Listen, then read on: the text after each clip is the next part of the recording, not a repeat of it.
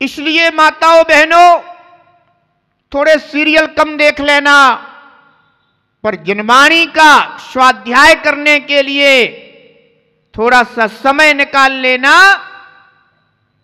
और अपने परिवारीजनों को ऐसे संस्कार देना कि सबको अपने एक साथ बिठा करके, अरे ना सही 1 घंटा, मैं तो कहता हूं 5 मिनट का, अगर शास्त्र जी का एक पृष्ठ भी आपने अगर पढ़कर सुना दिया और सबने बैठकर सुन लिया तो 365 दिन में हम एक शास्त्र को अवश्य पूरा कर लेंगे। और सब कुछ दिया पर ज्ञान नहीं मिला तो ध्यान रखना, जो भी पाया है वह सब मात्र दुर्गति का कारण होगा। अरे अपने परिवार में सबको सब कुछ दे देना, पर वो उनकी सुगति में कारण नहीं होगा।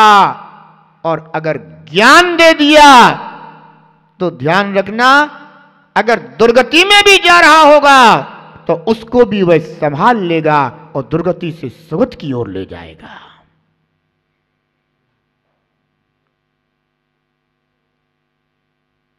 वाचना नाम का स्वाध्याय, शास्त्र का वाचन करना और अपने अनादिकालीन अज्ञान को दूर करने का भाव करना। कृच्छना, जिसने वाचना की है, और वाचना में हो सकता है कि कोई विषय ऐसा आया जो अपने को समझ नहीं आया, तो शंका मत करना, तो ऐसा मत सोचना कि ऐसा कैसे हो सकता है। हमने सुना है कि सुमेरु पर्वत 1 लाख योजन का है, अब क्या पता ऐसा ही है कि नहीं है। ध्यान रखना, जिनेंद्र भगवान के वचनों में कभी शंका मत करना। स्वाध्याय वही कर सकता है जिससे जिनेंद्र भगवान के वचनों में शंका नहीं होती। जो निशंक होता है वही स्वाध्याय कर सकता है। और जो जिन वचनों में शंका करते वे कभी स्वाध्याय नहीं कर सकते। वे कितने भी शास्त्र पढ़ ले, पर शास्त्र पढ़ते ही रहेंगे वे, पर कभी भी वे शास्त्र का स्वाध्याय का फल प्राप्त नहीं कर सकते। क्यों? क्योंकि शंकालु है। आज वर्तमान में जितने भी पंथ पैदा हुए हैं, ये शास्त्र स्वाध्यायियों के द्वारा शंका पैदा होने के कारण हुए हैं। अगर इन्हें शास्त्र स्वाध्याय करते हुए शंका ना होती, श्रद्धा होती, तो कभी नए पंथ पैदा ना होते।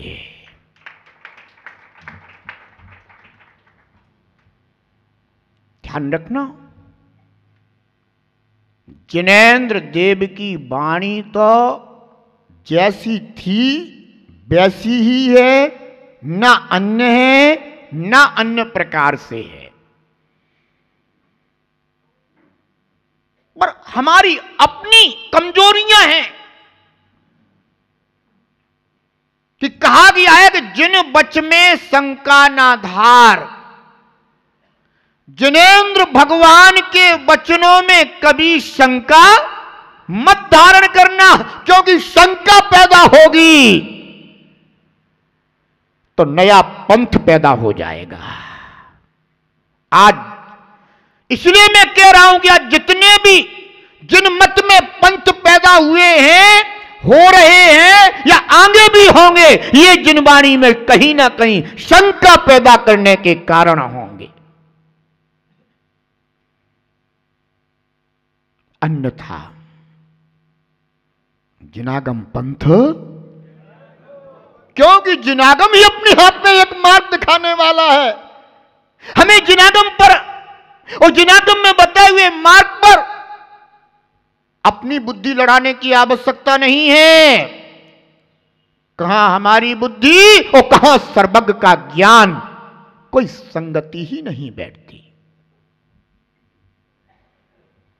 क्या सर्वज्ञ देव के द्वारा बताए हुए मार्ग में भी कुछ गलत हो सकता है, अन्यथा हो सकता है? मुझे तो बड़ा आश्चर्य होता है कि अहो, जीवों को जिन्हें भगवान के वचनों में भी सच्ची श्रद्धा नहीं, और फिर कहते हम शास्त्र स्वाध्याय करते हैं। ये कैसा स्वाध्याय?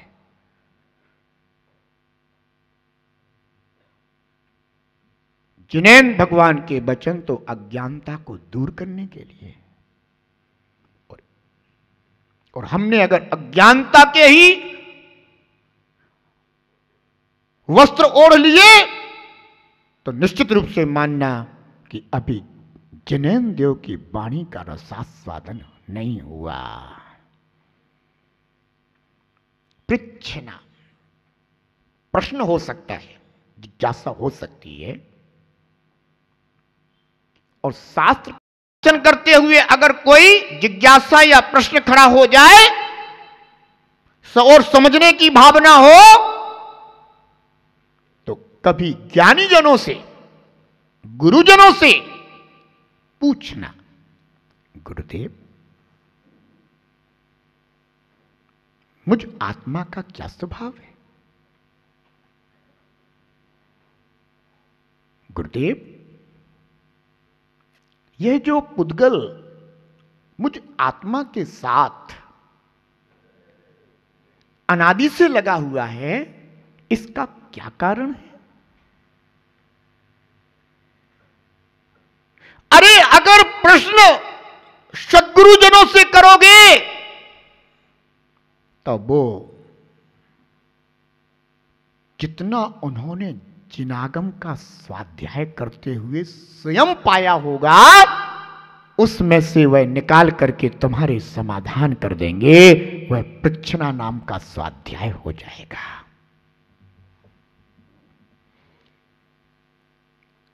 कभी भी बैठो तो व्यर्थ की गप्पबाजी मत करो।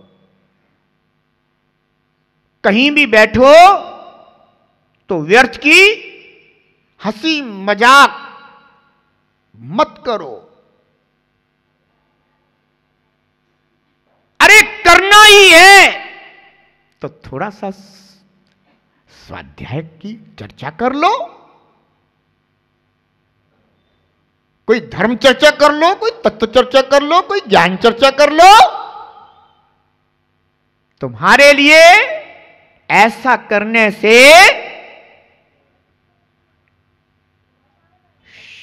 स्वाध्याय का लाभ होगा। वाचना, पृच्छना। तीसरा स्वाध्याय है अनुप्रेक्षा।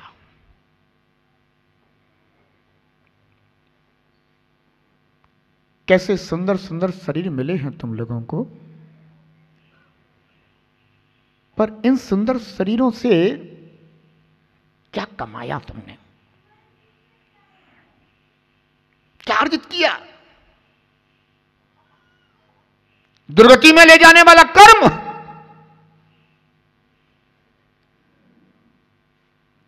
अरे भाई, इतने सुंदर सर्वांग शरीर को प्राप्त करके तुम वह पा सकते हो जो आदिनाथ से लेकर के तीर्थंकर महावीर ने पाया है। वह सब तुम्हारी झोली में आ सकता है, पर इस पर्याय का उपयोग करने की भावना करो। अनुप्रेक्षा नाम का स्वाध्याय, अर्थात जो 12 भावनाएं हैं, उन 12 भावनाओं का विचार करो, चिंतन करो।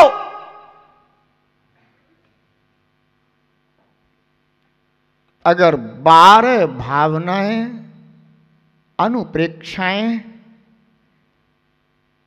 अगर बार बार भाने में आएंगी ना, तो ये संसार के बाह्य पदार्थों के राग मोह खंड खंड होते चले जाएंगे। मुनि सकल व्रती बड़ भागी, भव भोगन ते बैरागी। बैराग्य उपावन माही, चिंते अनुप्रेक्षा भाई। मुनिराज सकल व्रती बड़ भागी। बोल, तूने अगर एक दिन अपनी दुकान पर बैठ करके 1,00,000, 2,00,000, 5,00,000, 10,00,000 कमा लिए, तू बड़ भागी। तो जो मुनिराज अनुप्रेक्षाओं के चिंतन में लीन है वो बड़ भागी। बोलो कौन? मुनिराज। उन्होंने तो कुछ भी नहीं कमाया, और तुमने कमाया, तुम्हारे हाथ में है। और मुनिराज ने अनुप्रेक्षाओं का चिंतन किया, जो कर्म था वो भी छूट गया, क्योंकि उसकी निर्जरा हो गई। अब बोलो, तुम बड़ भागी के मुनिराज बड़ भागी? बोलो ना, मुनिराज। क्योंकि तुमने जो कमाया उस समय अगर आयु कर्म का बंध हो गया ना, सच्ची बताओ कहां का होगा? बहुत बढ़िया। जिस परिग्रह की भावना करते हुए आयु कर्म का बंध हो गया तो दुर्गति में नरक आयु का बंध हो जाएगा। और मुनिराज अनुप्रेक्षाओं का चिंतन कर रहे थे, और उस समय अगर उनके आयु कर्म का बंध हो गया तो सच्ची बताओ कहां जाएंगे? स्वर्ग या मोक्ष। क्योंकि इस भव में वो सैनन नहीं है कि मुक्ति मिल सके, तो वो कहां जाएंगे? स्वर्ग जाएंगे। देखो, बड़भागी कौन है? इसलिए अनुप्रेक्षा, आपने जो भी शास्त्र वाचन या प्रश्रय करते हुए जो भी तत्व आदि को आपने जाना हो, उसको बार बार भावना करना, भाना, वह अनुप्रेक्षा कहलाता है। और वह अनुप्रेक्षा स्वाध्याय है, उसको बार बार अपने चिंतन में लाना।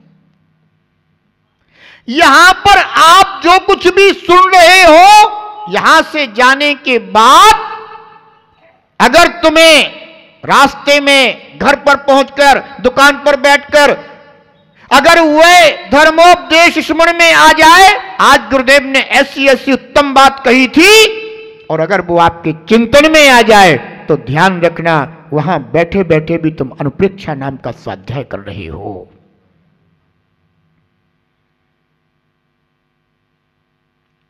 आमनाय स्वाध्याय का एक भेद है। आमनाय शुद्ध अर्थ, सूत्र का वाचन आदि करते हुए पाठ करना आमनाय नाम का स्वाध्याय कहलाता है।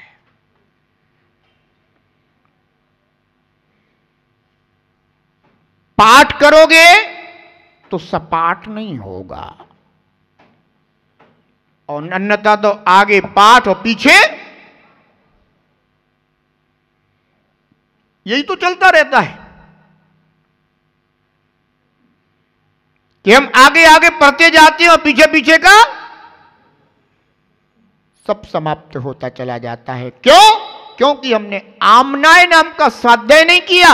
अगर हमने उसको पुनः पुनः रिपीट कर लिया होता, पुनः स्मरण कर लिया होता, पुनः चिंतन कर लिया होता, पुनः उसका पाठ कर लिया होता, तो शायद वह पीछे का भी विस्मरण नहीं होता। इसलिए आमनाय नाम का स्वाध्याय बताया गया।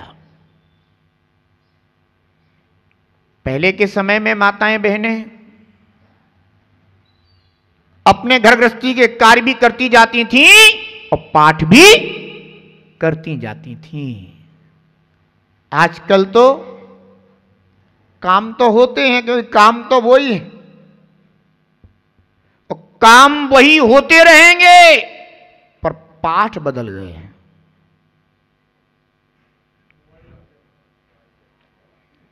अब पाठ बदल गए हैं। पहले जो विनती हुआ करती थी, दुखहरण विनती, वैराग्य भावना, 12 भावना, अन्य अन्य शास्त्रों के पाठ पहले वो चलते थे। अब आजकल क्या चलते हैं? आजकल चलते हैं फिल्मी सॉन्ग। पाठ तो हो रहे हैं, पर कौन से? फिल्मी सॉन्ग के पाठ हो रहे हैं। पहले भी कर्म नजरा के साधन थे, आज कर्म बंद के कारण है। ऐसा नहीं कि समय नहीं है, भरपूर समय है। इस दुनिया में चाहे तीर्थंकर पैदा हो और चाहे अपन जैसे सामान्य पुरुष पैदा हो, पर समय सबको बिल्कुल बराबर मिलता है। अनादि काल से अनंत काल तक सबको समय 24 घंटे का ही मिलेगा एक दिन में। किसी को ना कम ना ज्यादा। पर एक वो है कि जो इसी समय का सदुपयोग करके और धर्म मार्ग साध लिया करते हैं, और एक वे हैं जो इसी समय का दुरुपयोग करके कर्म का आश्रय बन करके संसार को साध लेते हैं। इसलिए ध्यान रखना, वाचना, प्रक्षणा, अनुप्रेक्षा और आमनाय, आमनाय स्वाध्याय स्मृति को बढ़ाने वाला है। बच्चों से कहते हो ना कि बेटा परीक्षा आने वाली है, जो भी विषय टीचर ने बताया हो सबको रिपीट कर लो, याद कर लो, दोहरा लो, काम आएगा। अरे बेटा जी उनके काम तो आएगा, पर बेटा जी तुम्हारे काम कब आएगा?